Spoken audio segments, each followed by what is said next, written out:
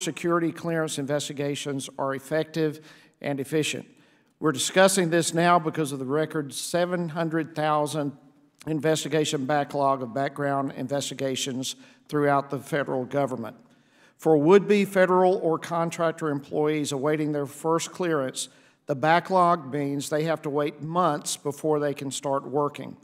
The problem calls for thoughtful analysis and meaningful reform, not knee-jerk reactions and superficial solutions. Unfortunately, we appear to be on the verge of knee-jerk reaction, transferring responsibility for the vast majority of clearance investigations back to the DOD away from the National Background Investigations Bureau. I say back to because in a similar record backlog situation in 2004, DOD gave up the investigation responsibility. Back then, DOD thought it needed to focus on its function of defending the country, so it tasked the Office of Personnel Management with the labor-intensive investigations function. Today, only a year after the creation of the NBIB, the Senate NDAA contains a provision that would transfer the investigation function back to the DOD. Though DOD has put out a plan for how it would take over investigations, it has yet to issue much in the way of an argument as to why it should do so. There are much clearer reasons for why it should not.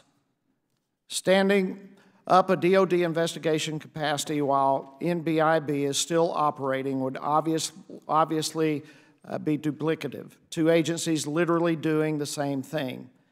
NBIB has only recently managed to hire enough contractor investigators to match what the federal government could muster in 2014 before a scandal involving one contractor forced OPM to terminate 60% of the contractor workforce.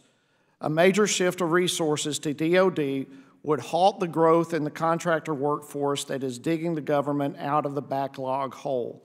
There is every reason to believe, therefore, that a transfer would worsen the backlog and deprive our armed forces of the people they need to function. At the same time, NBIB is spearheading new reforms in technology and administration to make the process more efficient. The ongoing reform effort could be slowed or abandoned altogether as DOD spends its institutional energy simply recreating what already exists at NBIB. The contractor community shares these concerns.